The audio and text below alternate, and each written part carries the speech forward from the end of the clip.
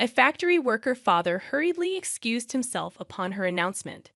As soon as she uttered those words, my stepmother, with a wicked grin, impulsively splashed tea onto my dad's face. Beside her, she burst into laughter. Surprisingly, my stepfather made no effort to reprimand her. The stain on the suit my dad had meticulously cleaned for this occasion rapidly expanded. Fortunately, the tea was lukewarm, nearly cold, alleviating concerns about burns. Amidst my astonishment, I handed a napkin to my dad while Tom, in a panic, tried to dry his father-in-law's suit. Even in the midst of worrying about potential injuries, Tom couldn't help but laugh at the absurd behavior of his parents. Throughout this chaos, my dad remained silent, stood upright, and pointed at them, declaring, "Well then, I'll just ruin your company." The unfamiliar sternness in his voice caught me off guard. He took my hand, and we left the chaotic scene behind. Tom scolded his parents before quickly joining us. "I'm really sorry, father-in-law. I'll make my parents apologize later." He apologized, but my dad, with a grave tone, reassured him, "No need. We're done with them anyway." He patted Tom's shoulder as we walked away from the tumultuous O'Connor household. Allow me to introduce myself. My name is Yvonne Warner, a 26-year-old office worker. Raised by my single father after losing my mother at a young age, I admired his dedication to both work and family. My father, in charge of a factory, managed to attend all my school events, even if he had to rush back to work afterward. In college, I met Tom, 2 years my senior, who was gentle, sincere, and polite. Despite his popularity, he accepted my confession, but there were concerns about his relationship with his parents, which he didn't elaborate on. We continued to date, and although Tom lived alone, he occasionally visited his parents, always looking exhausted afterward. Tom prioritized me in our relationship, and I was proud of him. I wanted to introduce him to my dad, and when the day finally came, it was a mix of fear and excitement. Surprisingly, my dad and Tom got along well, and I felt relieved to see the two important men in my life getting along. Yet Tom's odd excitement after the meeting left me puzzled, and he evaded any further questions about it. As Tom and I had seemingly hit it off with my dad, I couldn't shake off a growing worry that perhaps Tom's feelings were not as positive as he claimed. This anxiety lingered, leading Tom to request an important conversation a few days later. Nervously anticipating the discussion about our recent encounter with my dad, I met Tom at the agreed-upon cafe. Upon reaching the cafe, I noticed Tom already seated, his face wearing a gloomy expression visible through the glass. Suppressing my own anxiety, I approached him with a cheerful greeting. "Tom, sorry, did you wait long?"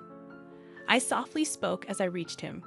Startled by my touch on his shoulder, Tom exclaimed, "Whoa, Yvonne, you scared me." After a deep breath, he continued, "I'm sorry. I didn't mean to startle you. Please, have a seat." Sitting across from Tom, I ordered from the waiter, my concern mounting as Tom's downcast expression persisted. Hoping to encourage him to share his thoughts, I spoke up, "Hey, Tom, what's bothering you so much? Is there something wrong with my dad?" Tom, taken aback by the direct question, denied any issue with my dad, stating, "Absolutely not. I respect your dad. It's just that my. He trailed off, avoiding eye contact. Sensing the need to delve deeper, I sighed and pressed him. "If you're worried about something, I want to know what's on your mind." Tom took a deep breath, as if preparing himself, and began to disclose a shocking revelation. According to him, his parents were judgmental and lacked class, constantly interfering in his life. When he introduced a girlfriend, his parents would criticize her on the spot, leading to tearful breakups. Tom desired to marry me but was troubled by the prospect of involving his parents in our marriage. Assuring him that we didn't have to include them in our union, I suggested enduring their presence during the wedding formalities. Reminding him that my dad liked him, I thought the matter was settled, but Tom had more to share. He revealed that when he met my dad, he was surprised by the stark contrast to his own parents. Expressing a desire to become the son of such a great man, Tom shared his dilemma about marriage. While he was pleased that my dad liked him, he couldn't decide whether his parents should also become his in-laws. Tom brightened momentarily but sighed deeply afterward. In a moment of realization, Tom looked up and apologized. He proposed a unique solution. When we meet his parents for our marriage, could my dad come along? Tom hoped that the presence of someone so respectable might eventually influence his parents positively. I agreed to discuss it with my dad, but I couldn't help expressing my wish that Tom had approached the conversation differently. Understanding his misstep, Tom quickly apologized and then, with newfound determination, formally proposed marriage to me. Swiftly deciding to discuss the matter with my father, who was initially hesitant, I approached him with Tom when he formally asked for my hand in marriage. After obtaining my father's agreement, Tom and I arranged a date to meet his parents. On the appointed day, dressed in our best attire, we stood at the front door of Tom's family home, preparing to meet his parents for the first time. Given the unsettling stories I had heard about Tom's parents, my nerves were understandably on edge. My father, attempting to lighten the mood, encouraged us not to be too tense, assuring that Tom's parents were just overly concerned. His supportive pat on the back eased my anxiety slightly. When Tom rang the doorbell, there was no response, causing a momentary panic. Tom rang again, but still, there was silence. Not wanting to create a bad impression, Tom excused himself and entered the house first, leaving my father and me exchanging concerned glances. After what seemed like an eternity, Tom reappeared, looking flustered. Before I could inquire about the delay, he made excuses with a forced smile, promising us they would be ready soon. My father sighed in exasperation, and I couldn't shake the growing worry that this incident might jeopardize our wedding plans. Finally, Tom ushered us inside, where his parents awaited us. However, their demeanor was peculiar. His mother greeted us with a sly grin, while his father seemed disinterested, looking away. Despite the tense atmosphere, I decided to proceed with the introductions. Tom, regaining composure, introduced both my parents and me. Despite the warmth of his thoughtful introduction, his parents sneered, and the atmosphere remained strained. In an awkward turn of events, Tom's mother splashed tea on my father, staining the suit he had meticulously cleaned for the occasion. Shocked, I offered my dad a handkerchief while Tom panikedly tried to wipe off the tea stains. His parents, laughing in response, only fueled Tom's anger. My father, standing up, pointed at them and declared, "Then I'll ruin your company," a tone and statement I had never heard from him before. Taking my hand, he left the house, leaving Tom's parents in the wake of Tom's scolding. Returning to our house with Tom, my father changed clothes, and Tom earnestly apologized for the incident. I could hear my dad's troubled voice during their conversation. Although I was shocked by Tom's parents' actions, I knew they wouldn't be easy to get along with. Seated on the living room sofa, clenching my fists, I replayed the event in my mind, seething at the insult directed at my dad. When my dad and Tom finished changing, Tom immediately apologized to me, almost bowing down, expressing regret for not anticipating such behavior from his parents. His sincerity was evident, and he didn't even ask for forgiveness. Feeling the need to apologize as well, I took Tom's hand as he kneeled on the floor, expressing my regret for suggesting the meeting without fully understanding the situation. Unexpectedly, the situation took a serious turn, and I felt compelled to apologize to my father for the unintended consequences of my thoughtless suggestion. His troubled expression and shrugged shoulders conveyed the difficulty in addressing the situation. Determined to understand the gravity of my dad's threat, I sought clarification. "Dad, was what you said true? Are you really going to ruin their company?" To my question, my dad glanced at Tom and nodded firmly, affirming his intent. My father, the CEO of a renowned local enterprise, revealed that their business was already struggling. As the factory manager and CEO, he had started as a worker in the very factory, sacrificing his dream of becoming a painter to raise me alone after my mother's passing. He worked tirelessly and climbed the corporate ladder through several promotions, Eventually, he took over as the CEO when the former CEO retired. During our recent visit to Tom's family home, we discovered that one of the subsidiaries managed by Tom's father, my father-in-law, belonged to my dad's company. Unfortunately, Tom's parents' prejudices and Tom's mother's premature actions prevented this from being clarified, leading to the present situation. My father explained that his company faced management difficulties, contemplating downsizing without resorting to layoffs. Regret was evident in his words as he considered the impact on his employees. After Tom's serious conversation with my father, he proposed closing down the subsidiary where Tom's parents worked. Concerned about the consequences for Tom's parents, my father questioned if Tom was okay with it. Tom, resolute and having cut ties with his parents, expressed a desire for them to reflect on their actions. Despite the difficulty, he requested permission to get engaged with me. Moved by Tom's earnestness, I also pleaded with my father to allow our engagement. My father, crossing his arms, pondered Tom's words. Despite the recent incident, he eventually gave his approval, setting a condition related to Tom's parents being company executives. My father demanded to know Tom's plan for the employees and made it clear that our marriage would be off if Tom couldn't handle this responsibly. A few days later, Tom presented a plan to my father for his father's company's employees. He had arranged a meeting with my father to discuss possible job placements for all the employees. Tom showed genuine concern for their transition and offered to work for free until they were settled and producing results.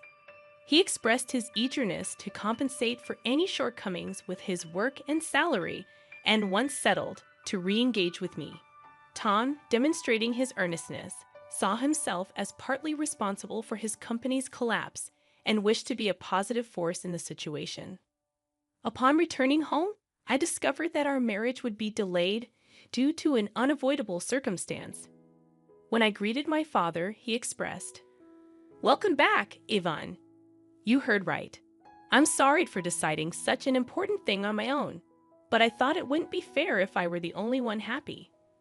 While he apologized, I seized the opportunity to propose working in the company with Tom, offering to work for free. I insisted that my father should accept Tom's proposal. Despite Tom's attempts to dissuade me, I desperately begged my father, who initially remained silent. After repeated pleas, he uncrossed his arms and quietly nodded. Meanwhile, Tom's parents had yet to apologize. My father seemed to have been waiting for them, but the time had passed.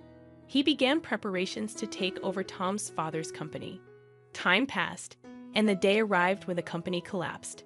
Tom's parents summoned us to their home, where a crowd of former employees protested the company's closure. They accused us of being the root of all evil and blamed me for seducing Tom and ingratiating myself with my father. Despite the accusations, Tom attempted to calm the former employees, explaining the situation and offering new job placements. Ignoring his parents' outbursts, Tom apologized for the inconvenience caused and promised to work with dedication. The former employees, reassured by Tom's efforts, began leaving, relieved and grateful. As they departed, my father promised to inform them of the details later. In the aftermath, Tom's parents continued to fuss about their predicament. Tom sighed in exasperation at their blame shifting, expressing concern about losing their house used as collateral.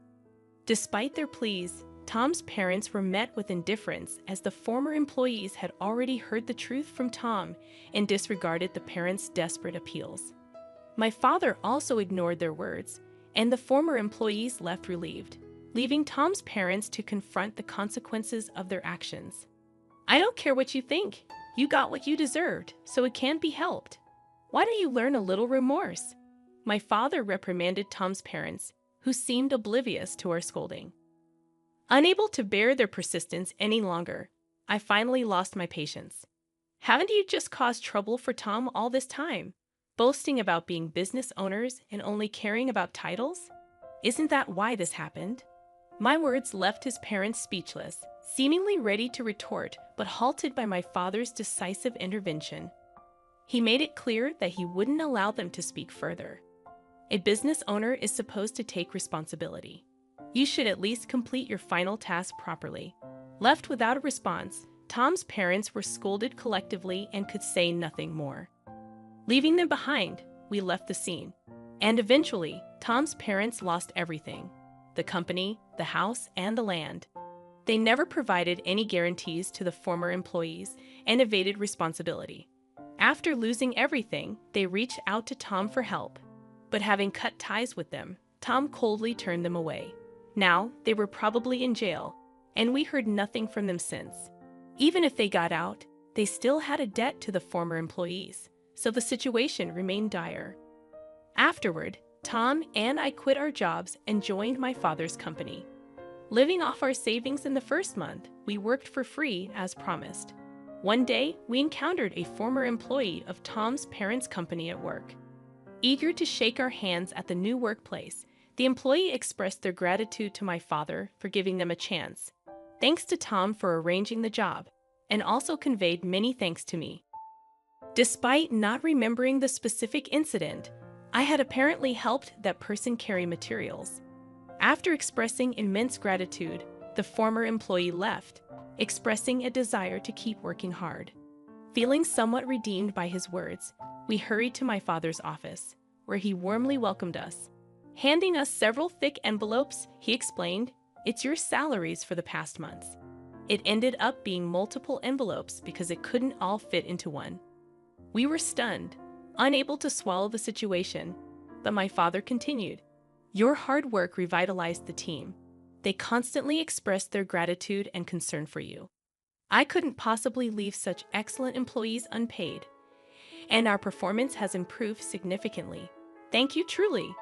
Hearing this, we hugged each other and cried, moved by the concern shown for us. My father then added something even more wonderful. "Tom, I'm impressed with your leadership. If you're okay with my daughter, would you marry her?" Overjoyed, Tom replied tearfully, bowing to me and my father. I hugged Tom, crying alongside him. And so we got married. Continuing to work at my father's company, we lived happily every day, gradually becoming more adept at our jobs and contributing more effectively. Our time at the company was approaching a pause as I was about to take maternity leave. My father, Tom, our colleagues, and I were all looking forward to the arrival of our child.